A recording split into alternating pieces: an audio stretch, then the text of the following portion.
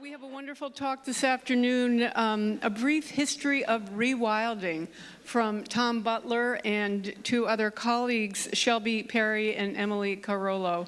Tom is the founding board member, past president, and senior fellow of Northeast Wilderness Trust. During his years working for the Foundation for Deep Ecology and Tompkins Conservation, where he currently serves as a board member, he's had the privilege to learn from some of Earth's leading wilderness champions. A former editor of Wild Earth Journal, Tom is the author and editor of more than a dozen books, including Wildlands Philanthropy, Plundering Appalachia, and On Beauty, Douglas Tompkins, Aesthetics and Activism. I've known Tom for many years and have been an admirer of his work, Wild Earth, and many of the other things that Tom Butler has done and inspired us all with. And he's also been a personal friend, welcomed my son when my son was born, and his daughter is about the same age. They went to school together, so they were classmates. And so it's just a real delight to have Tom here this afternoon, and we'll get right on with it. Tom, go ahead. I believe there's going to be just a very brief intervening announcement.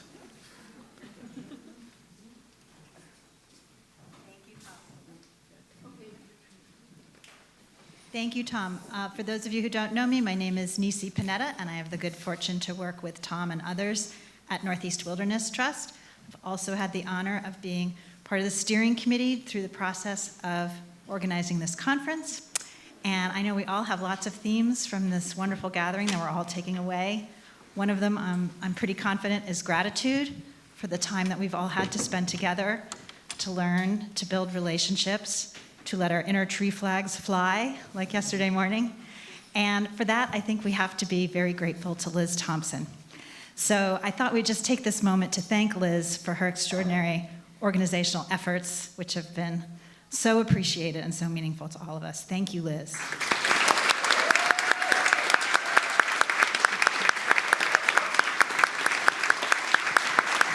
Thank you all. Thank you so very much. Thank you. I appreciate it. Thank you. Glad I showed up this afternoon. Kind of sneaky. The only way we were going to get a standing ovation was honor Liz. Before I get started, a couple pieces of housekeeping. We have my colleagues, two charismatic biologists, Shelby Perry and Emily Carrollo, who are going to join me for a little roundtable later in this session. They have not vetted my remarks. So if I say anything objectionable or stupid, that's all on me, not on them. Second piece of housekeeping. It is a little bit daunting to be in front of an audience like this, where my heroes are on the other side, and I'm on this side of the mic. So I feel very privileged and quite humbled to even have this opportunity. It is also just an amazing delight, a refreshment, to be in the company of people who are so like-minded. We don't have to talk in detail or explain the values of wild forests and wild places because we all feel it. But there is something in this crazy world out of balance, something just cognitively jarring, mystifying, sometimes even painful about going through the world where we understand that array, that litany of attributes of wild places, and yet the world seems not to see it at all. And on that topic, let's hear from the poet Mary Oliver in her poem, Extending the Airport Runway. The good citizens of the commission cast their votes for more of everything. Very early in the morning, I go out to the pale dunes to look over the empty spaces of the wilderness. For something is there. Something is there when nothing is there but itself, that is not there when anything else is. Alas, the good citizens of the commission have never seen it, whatever it is, formless yet palpable, very shining, very delicate, very rare. So here, I think just Mary Oliver really nails it, doesn't she? That formless yet palpable connection that we feel in the presence of wildness. For something is there when nothing is there but itself, that is not there when anything else is. In this room, among this company, I dare say, we all feel that it. We understand how rewilding, that is to say, helping nature heal, can make more of it. And we stand on the shoulders of many conservationists, nature lovers, big forest advocates, researchers, a pantheon of heroes that has bequeathed to us both these wild places that we study and we appreciate and more that we advocate for, and as well as all the tools and tactics in the aggregate we call conservation. And indeed, the wilderness wing of the American conservation movement, while it's always been a minority stream, a small part, has been a powerful current in this great rushing river. So the relevant timescale for a discussion about rewilding is really also quite daunting. If you think about it, it really invites beginning at the beginning, with the Big Bang. But, who can think in such numbers of 13 plus billion years? I know a simple-minded sort of fellow like I am cannot. So what if we start with something sort of more recent, like when our sweet little planet emerged some 4.5 billion years ago? Well, that's also too much for me. Maybe life's emergence, 3.5 billion years or so ago. Well, that's still a really long time, but it's getting a little bit closer, just a tad closer to something more tangible, like that beautiful rock we walk on in the Adirondacks, the anorthosite, that's more than 1 billion years old, that venerable stone indeed. But alas, we started late, and my time is short here, so we can't linger on that lovely rock, or even with the considering the 180 million years, give or take, that North America has existed in kind of its present form. Or even to very recent events like the 20+ thousand years or so since our species began migrating to this continent from Asia, or the 10 or more thousand years ago, 10 or more thousand years since those people started to arrive to this region, which we heard a little bit about yesterday, and essentially made this a wonderful, beautiful, peopled wilderness with interesting lifeways and a reciprocity that we've heard about between the people and the land and their stories. So again, we're going to zoom way, way forward to something incredibly recent, to the year 1813. Any Vermonters want to name that building for the crowd? It's Richmond's famous round church, not the oldest building in the state, but I dare say one of the oldest iconic structures in Vermont that still anchors and is a center of community life in our town. I'm fortunate enough I can see that lit up bell tower from my dining room window every night. And before I get starting getting heckled by you sticklers for accuracy, I know a 16-sided building is not round. It's a hexadecagon. But when they did the National Register for Historic Places designation of Richmond's old hexadecagon church, just didn't have the same poetic cachet. So we stick with the round church. Now, why would I begin here? This is a local landmark. It's a center of community life in my town. And it emerged from what? It was built from local timber by local artisans, from a forest that was still then dominated by natural processes, not human intervention. And it was built with mostly volunteer labor on donated land. It was actually built by multiple different denominations who came together to build that church. And it's now maintained by our local historical society, and it's a venue for weddings and concerts. It has absolutely fantastic acoustics, but brutal seating. It is... I have not looked into the history of this, but I am convinced that there is a through line, a connection between those straight-backed seats in the early 1800s and the development of America's chiropractic medical industry. I can't prove it, but I'm quite sure it's true. So think about this place. This church, made with hand tools and human labor and skill and devotion to a common purpose, also emerged from what? from our region's great and epic de-wilding.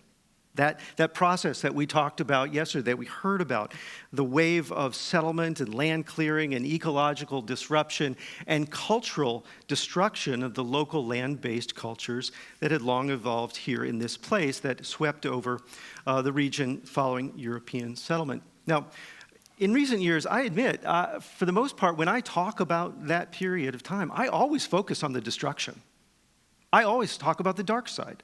The loss of those indigenous place-based human cultures, the horrors that came with that, the displacement of the people and the abundant wildlife that had called this region home.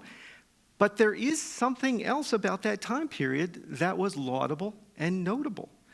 You know, when I sat in the round church a couple weeks ago listening to the fiddle and there was a guitar and these harmonizing voices and raised in song, and was going to a concert that the Historical Society had put on. It was just fantastic to be in that place, a place of beauty, a place that came out of human intelligence and devotion to a sacred objective.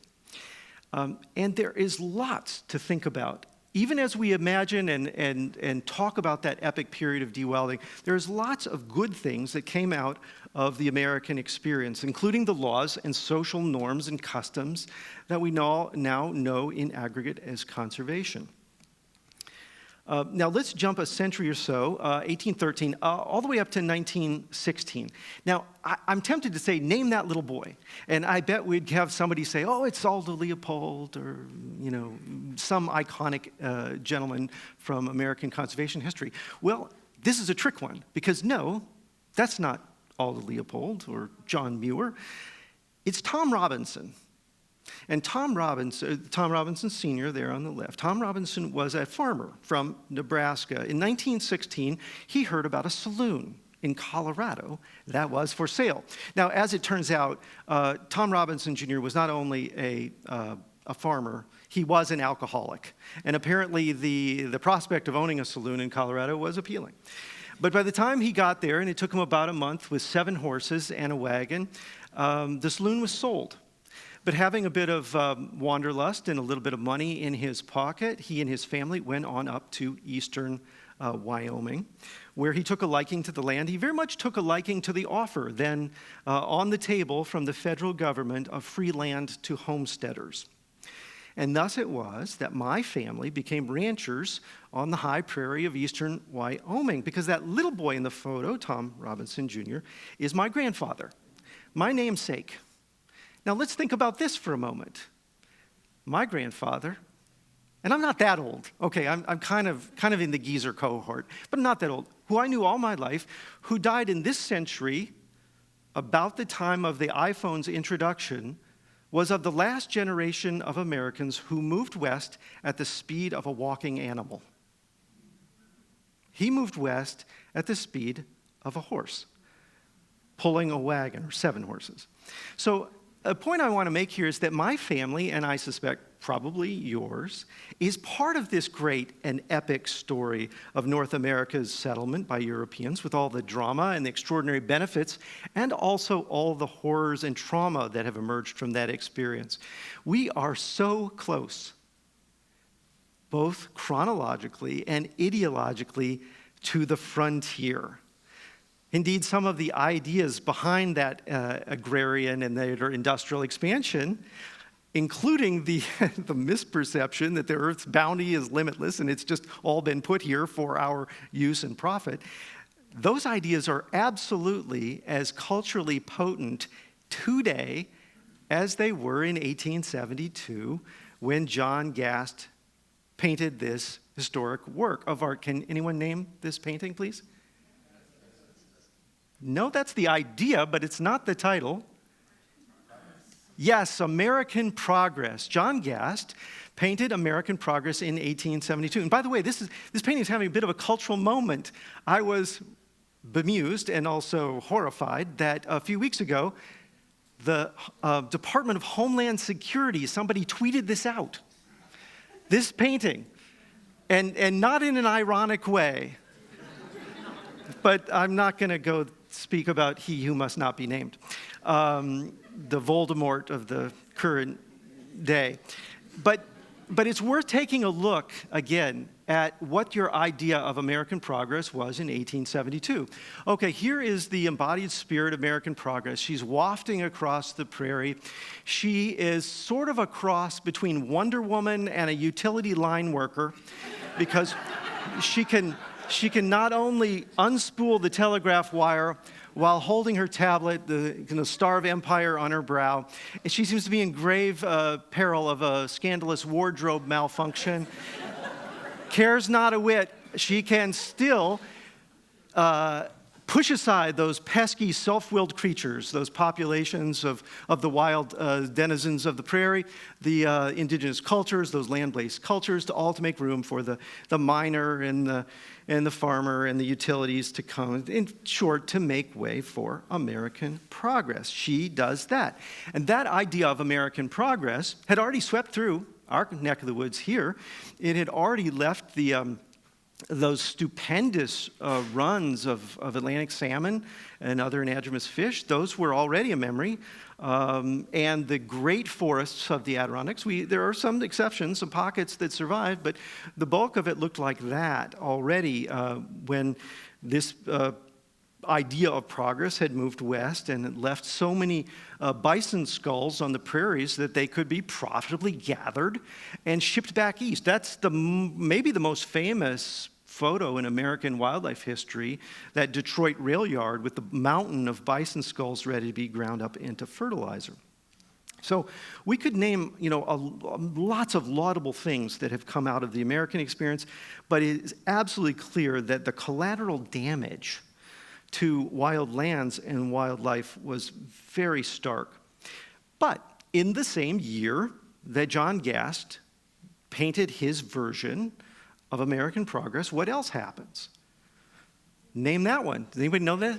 The Grand Canyon of the Yellowstone. Thomas Moran had a different vision of the American landscape, and he produced that glorious image of that glorious place. And in that same year, of course, Yellowstone becomes the world's first national park. Just a few years later, New York's Adirondack State Park is also established. So this body of norms and tools, including protected areas and all of the legislation used to rein in market hunting and promote forest recovery, all of those things that in aggregate we call conservation now, they begin to emerge essentially as a philosophical counter-revolution to John Gast's ideology of American progress.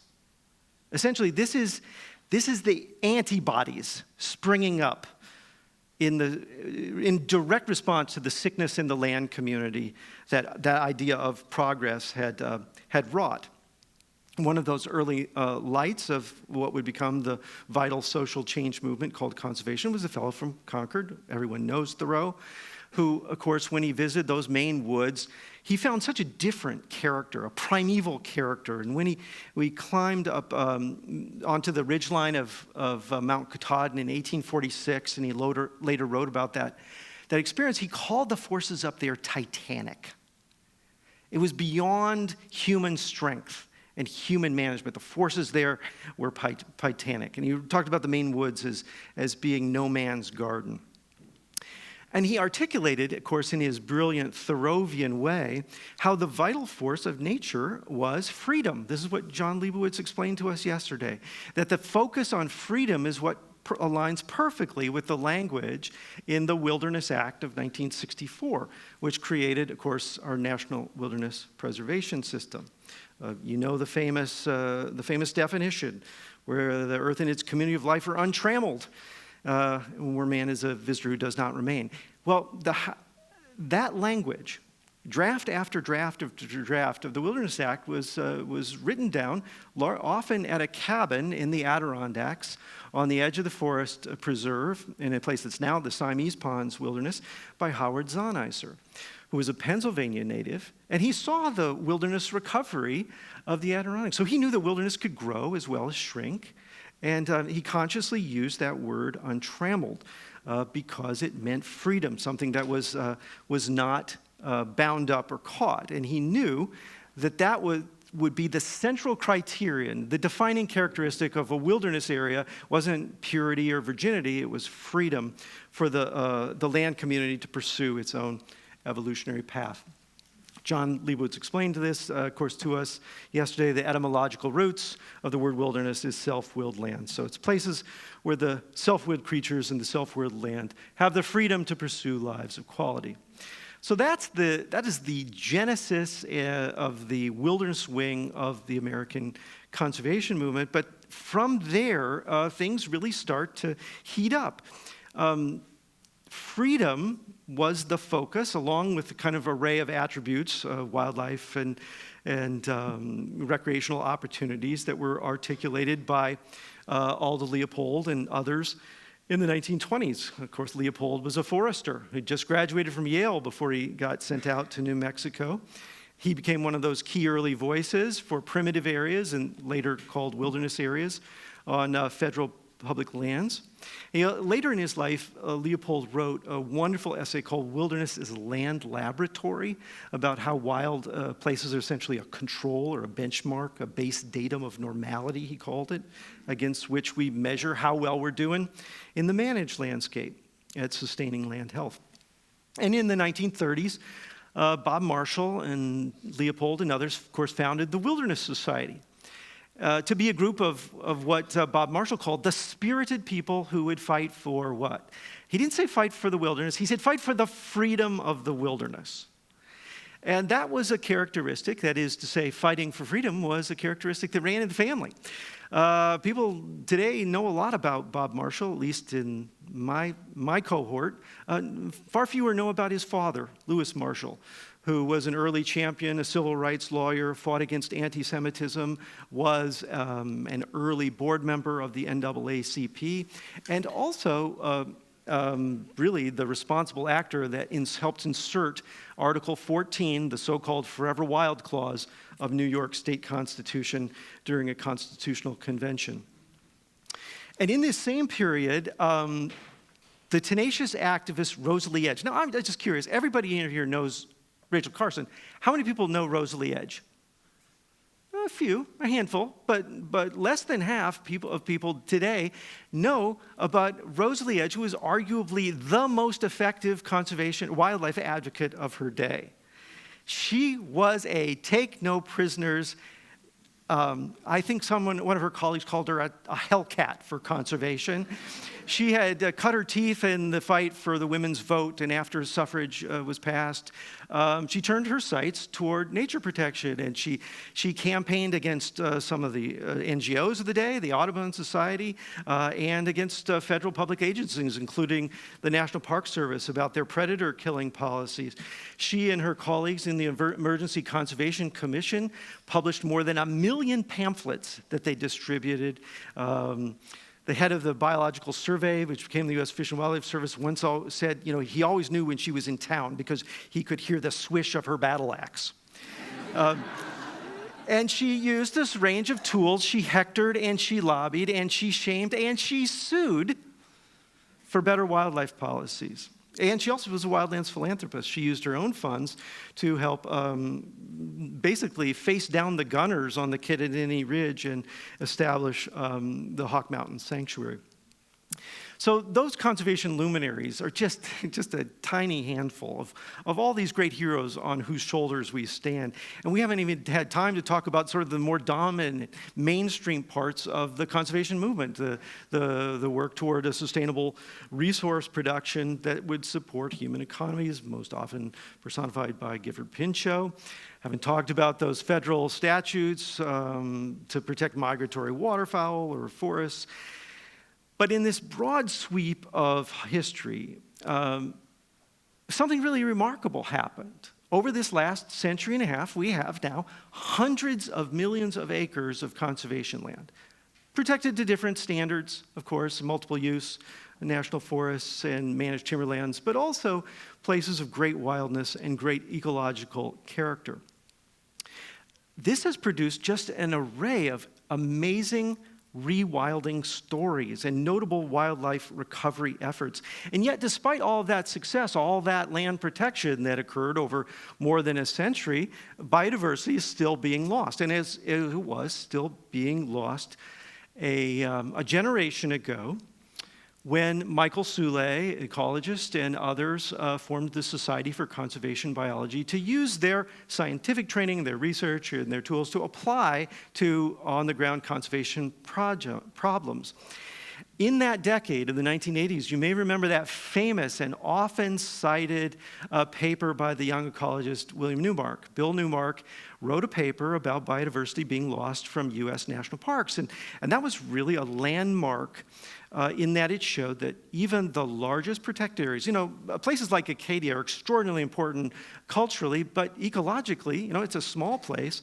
And Newmark's paper showed how even the largest protected areas, the largest national parks in the lower 48, were essentially functioning as islands of habitat in a sea of degradation, which was compromising natural processes, and they were too small and too disconnected to sustain the full variety of native species or natural processes. And that's what helped prompt the emergence of science-driven conservation advocacy for a landscape scale planning approach based on this model of core wild areas interconnected with habitat corridors or wildlife corridors or wildways, and surrounded by areas of compatible use or sustainable resource production. And in the early 1990s, the great wilderness champion Dave Foreman, who was informed by his deep reading in ecology and his friendships with people like Michael Soule and Reed Noss, he began articulating that idea that it was not enough to simply protect the remaining scraps of wildness, that wild places needed to be larger, they needed to be reconnected, and he coined a term to encompass that idea of wilderness discovery, and that term was rewilding. And he and his colleague, other co-founder of Wild Earth Journal, John Davis, began to popularize that term, the idea of a large-scale wilderness recovery of a scale that would actually allow apex predators, large carnivores, to repopulate their former territories. And with that would come, of course, greater ecological health as intact food webs were reestablished. And that idea of rewilding has really resonated. It's jumped around the world. And if you do a web search now, you'll see there are millions of hits about rewilding. I didn't know till recently you can rewild your inner hunter-gatherer. If you're a farmer and you do some better livestock management, you can rewild your farmland, and you can do backyard pollinator gardens and rewild your suburb. There's all kinds of great things. One of my favorite uses of the word rewild was for a vegan beer hall in Massachusetts. Who knew? And I have to say, I'm sorry I never got to go quaff a brew at Rewild. It closed. And I have to think that maybe the idea of you couldn't get a burger with your IPA, vegan beer hall was just a bridge too far, even though it had a great name. Maybe Rewild will come back. So rewilding as an organizing principle for ecological conservation at all scales, from the local to the global, is just a wildly compelling idea. And that global charter for rewilding the earth that was drafted and adopted for the World Wilderness Congress in 2020, I think does a good job at capturing the diversity of the ideas in the definitions clause of rewilding, all of which sort of boil down to this idea, though, of allowing and helping nature to heal. And there are just so many interesting examples of rewilding that are happening now in Asia, in South America, in Europe. It is a really amazing time to be a conservationist working on rewilding projects. Which brings us back to our own region. I think that the power and the promise of a rewilding approach to conservation is that it's place-based. And it's bottom-up, it's democratic, it's participatory, it's hands-on, and it's attuned to local conditions, like in the Adirondack Park. And the power and promise of rewilding is that it depends, again, it's putting its faith in a seed. It's depending upon nature's intrinsic healing powers to do the heavy lifting. The same powers, the same creativity that has birthed life's diversity over billions of years. And the power and the promise of rewilding, which allows untrammeled nature freedom to flourish, is that it really builds on this foundational principle that is important to people, and that is justice. A foundational principle of justice that expands the sphere of our ethical concern to all the members of the land community, to our wild kin in the land community. And that work, wherever it is, acre by acre, project by project, species by species, it offers people a tangible and hopeful invitation to participate, to rewild our hearts and minds even as we work to rewild the land. And it offers an invitation for people like us to communicate to our neighbors some of the values that we hold toward wild forests, toward wild places, toward wild rivers. And that invitation is the opportunity to share why this matters, that array of attributes and values, and to remind our entire community that we are just one member in the community of life, one species among millions of interrelated cousins, and we are just part and parcel of this grand pageant that might, if we allow it, produce beauty and wildness and integrity and health for all. If I were to think... Thank you. We're going to get set up for a round table. If we were in the round church, I would have said amen at the end of that. While we're getting set up, I just want to briefly introduce, there's way too much to say about the impressive professional backgrounds of these two charismatic biologists. I know that many of you know Shelby Perry, the director of Wildlands Ecology Program at Northeast Wilderness Trust. She's famous for many things. Fun fact, if you want to know anything about the sex lives of slime mold, she's your person. She's your resource. Well, I found it absolutely fascinating, your communication about the reproduction cycles of slime mold. Emily Carrollo is the Cougar Research Collaborative Project Director for Panthera, former Program Director, Black Bear Program Director for the Pennsylvania Game Commission, and I'm honored that we're going to now start looking forward to some of the opportunities and specific ways that rewilding efforts are occurring in our region. Shelby, I'm going to ask you. I'm going to take moderator's prerogative before we open this up, start with a couple of questions. But Shelby, you are now running the research program for Northeast Wilderness Trust, and I'm curious, we've heard a lot in this meeting from researchers and big tree lovers and advocates, the whole spectrum of the forest loving community. Why do you think a research program that's embedded in a land trust is useful? Yeah, I think that in our land protection work, there are many sort of open questions in wildlands protections and sort of the value of them and what happens over time. I've even heard people in this conference and earlier talks talk about the lands in the main industrial timberlands, not being able to recover on their own, and I consider that still an open question. And so we've established a set of long-term research plots where we're monitoring sort of the rewilding process over time, and we've got those on a variety of properties that we've protected, where we are literally just sort of stopping industrial management or even more small-scale timber management, and then kind of stepping back and seeing what happens. And there are not a lot of places on the landscape where we just sort of cease to manage the land, and I don't know for me, there are many open questions about what that process looks like and how it plays out, how rewilding plays out on the land, and how those processes, those natural processes return, how long it takes, and what the difference is between what's happening there and on the managed landscape.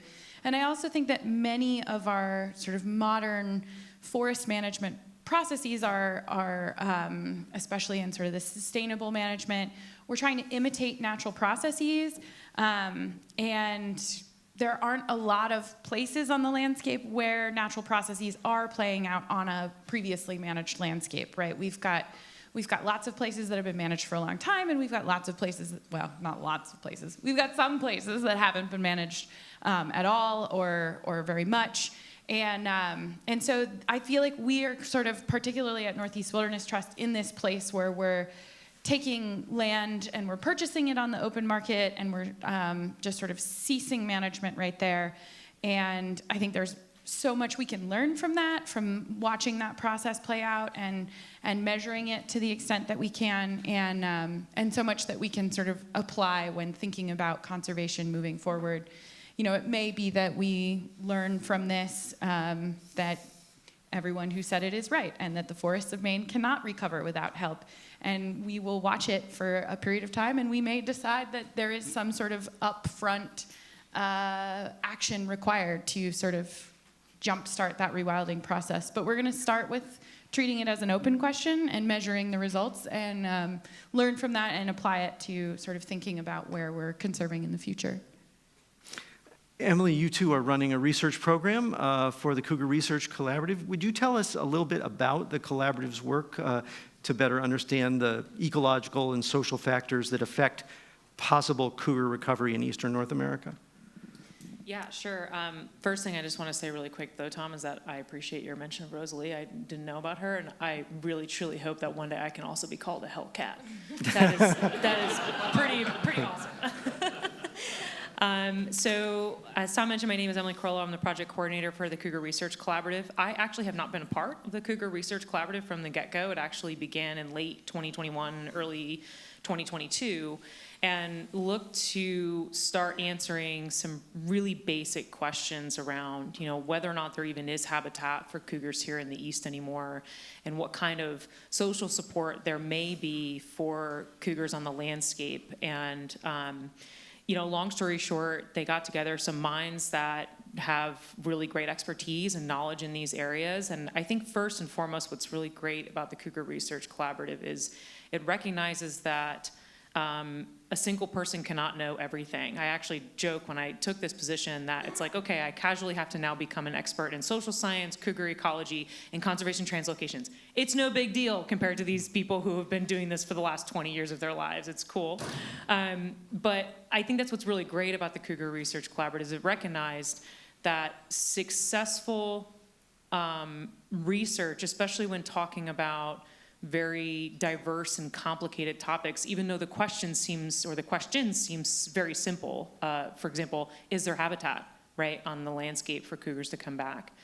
Recognizing that bringing multiple minds who have many different expertise areas and knowledge and experience can help answer and address these questions much more effectively, and I would argue much more sufficiently in the long run. So long story short, there's been several papers published by the Cougar Research Collaborative, and interestingly enough, it actually does build off a little bit of previous research that was done by some other groups as well in regard to both social support for cougars coming back. There was some work done in the Adirondack region and in New York looking at that back, I think it was in the 2010s roughly or so, that was supported by the Wildlife Conservation Society. So there is some previous research to build off of. And then habitat as well hasn't been, prior to our work, wasn't more explicitly looked at. It was kind of broadly looked at by a gentleman named John Landre that looked at whether or not and tried to address if the Adirondacks might be a feasible area to bring cougars back simply based on habitat. But yeah, if you're interested in learning more, I'd be happy to provide that work for you. Can I have a follow-up question on that? Cougars are a habitat generalist that can thrive from literally Los Angeles to the Bob Marshall Wilderness Complex. They can persist pretty much anywhere where there's habitat and that we don't kill them. Why would anyone who cares about old forests think that cougars need forest protection? Yeah, so as Tom mentioned, cougars are habitat generalists, and they actually are the most wide-ranging mammal species here in the Western Hemisphere. They exist all the way from Canada down to Chile, throughout multiple different ecosystem types. It's actually quite remarkable, the environments and habitats they can live in, including in and around being quite successful around human communities out west, which is pretty incredible. The way I look at old growth forests and why it connects back to cougars and cougar restoration is what you typically see in these old growth areas is that they are relatively undisturbed by humans, right? And so we have these kind of pockets of habitat that provide these large, or typically part of these large contiguous blocks of habitat that are beneficial to cougars returning. And then if you look at the way kind of cougar populations work on the landscape, they kind of have these meta-population dynamics that they have resident adult populations, right, that are connected by dispersing juvenile cougars. And so if you think about connectivity and you look at these old growth areas, protecting them kind of establishes almost like these vector points, right? Saying, as Tom pointed out in one of his slides, you kind of have these core areas that are these old growth forests, and then you say, all right, where do we go from here to help connect these areas? And that also builds into cougar, population dynamics and the cougar restoration and how they move on the landscape. And the way that I kind of think that also helps not just cougars, but other species is this idea of connectivity, right? As we think about climate change and how it's affecting our ecosystems moving forward, and we look at endemic species here in the Northeast region that need the ability to move on the landscape to adjust to those changing climates and changing ecosystems, using a species like cougars that are incredibly iconic. They're typically very remarkable and are culture, right? Even though we don't have cougars on the landscape, we have the University of Vermont catamounts, we have our Middlebury panthers, right? People look at these species and go, wow, if we can protect land to help them move on the landscape, it then ultimately helps protect those connectivity corridors for other species as well. So kind of using that iconic symbolism of cougars to help establish those corridors, I think provides a good argument for not only maintaining old growth forests, but for restoring cougars as a whole. We just have a couple more minutes, so let's open it up to questions. Does anybody have questions? There's one back here. Professor Chris Kleiza, representing the Middlebury Panthers. Yes, sir.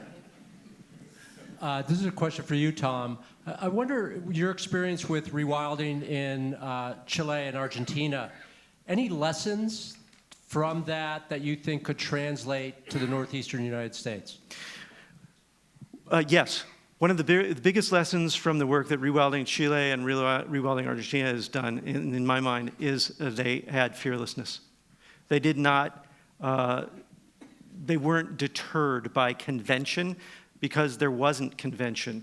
There was not a track record or history of species recovery programs. And so when they basically began initiating that work, they had to make it all up. It took Ignacio Jimenez, I think, a year and a half of drinking mate in local offices with provincial wildlife officials before he got the first permits to bring giant anteaters across a provincial line.